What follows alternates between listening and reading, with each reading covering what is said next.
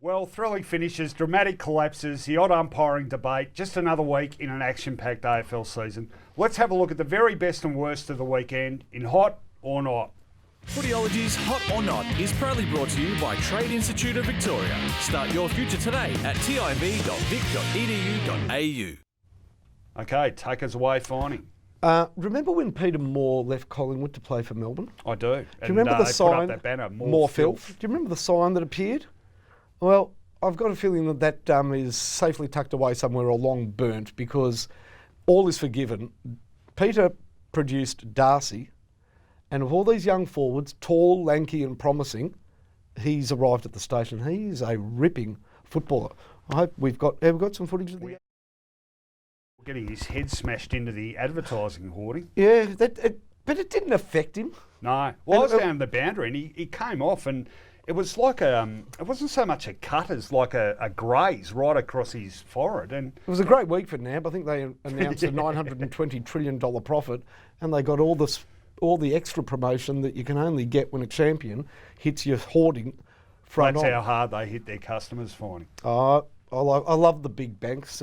Oh, don't start. Hey, me and poverty, they guaranteed. But Darcy Moore is a ripper. And I think of all these young kids, I don't want to get stuck into Tom Boyd or Patton, McCartan or Danaher, but Darcy Moore actually started sort of behind them, and he's overtaken them. He's a natural footballer. That's the thing you notice immediately. He's just got those smarts and he knows where to go. And one other huge advantage, he plays often alongside Travis Cloke, so the contrast, I mean, by comparison, he looks fantastic. I always told, my mates, go out with an ugly bloke, so at least you're the best in the pair. Well, he might not be playing alongside Travis Cloke for very long, and we'll get to that. Okay, my turn. I'm going hot, and I'm going with Brad Hill, who has been a bit of a whipping boy for Hawthorn fans for a lot of this season. But funnily enough, the moment the speculation emerged about him going back to Perth, he's played some fantastic footy, and I thought he was close to their best player on the weekend. He was certainly in the votes.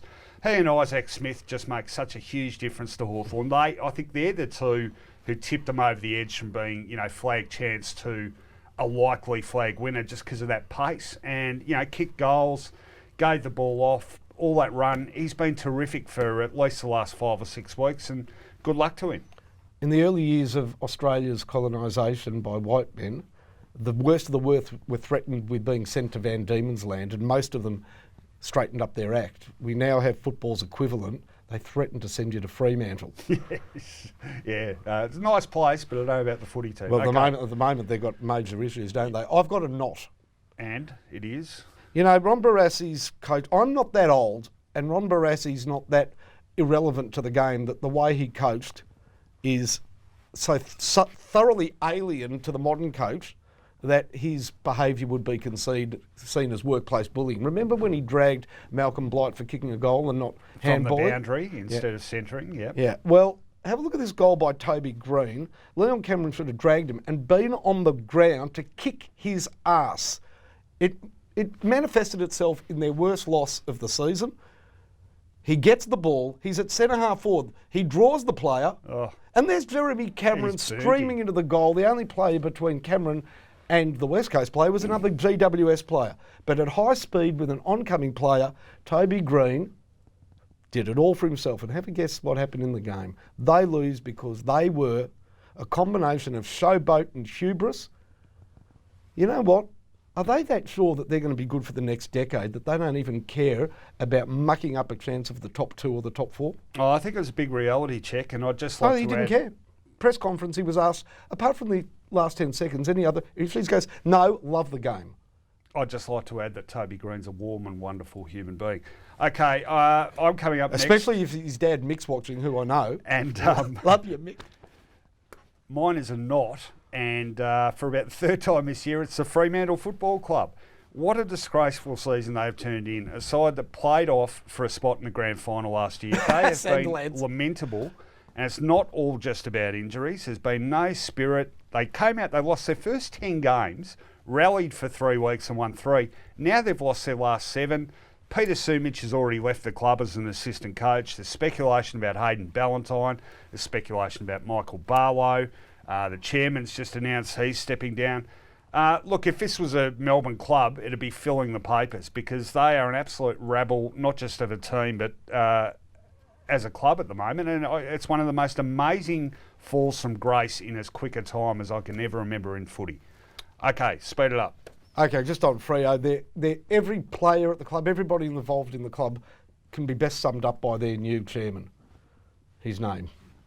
Research it. Okay, my last one is a hot, and it was Luke Shuey, the man that Leon Cameron chose to ignore, didn't care about the fact that Natanui was winning every hit out, Prittis was playing no good, Gaff was no good, Maston terrible, Sheed ineffective. There was one player that needed stopping, and that player, of course, was Shuey. Natanui kicks the final goal, but do you know how they got the ball to him? Do you know how the ball got to Natanui? It was a boundary throw-in, wasn't it? 2 stoppages, both clearances won by Shuey. His 37th and 38th possession of the game, his 12th and 13th clearance. He kicked 2 goals in the last quarter, and Leon Cameron said apart from the last 10 seconds, there were no issues with the game. There was one other issue, Leon, your coaching. Okay, last one. I'm going hot. I'm going scorching hot, and it's Essendon. After 17 losses in a row, this is a great moment for everyone who's stuck with them, particularly the supporters, but players.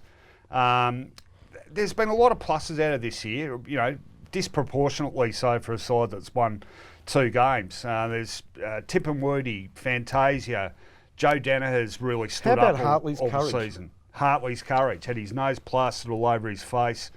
Jake Long gets his debut. Connor McKenna's come good. So all of a sudden, you know, yes, they're going to win the wooden spoon probably, but there's been a lot of pluses out of this year, and that was just a thank you, I suppose, to the fans who've stuck with them and to the players who've really held the fort. So well done, Dons, and yes, on this occasion, I don't mind putting my supporters' hat on. They deserve the win. Well done, mate. And to all Okay. the players. Oh, just can I throw something in? Yeah, you know quickly. The AFL's actually considering putting the players' names on their backs. Have a look Again? well, they are. Have a look at this duo from Germany as a good reason why you don't. Oh, no. That's not for real, surely. It is up 100% for real. Imagine what would happen if Doesn't Fuchs, he plays for Leicester, doesn't he? Leicester City? there's more than one Fuchs in Germany, mate. Oh, were they tennis players? No, that's a German Bundesliga Hockey team. players. Just imagine, honestly, or maybe hockey, but just Sorry, I'm just thrown by that. Well, just imagine if Jack Darling is standing next to the captain of North Melbourne and they get a back shot of those two in a North Melbourne West Coast game. Might be good advice, but I doubt it's going to go down very well.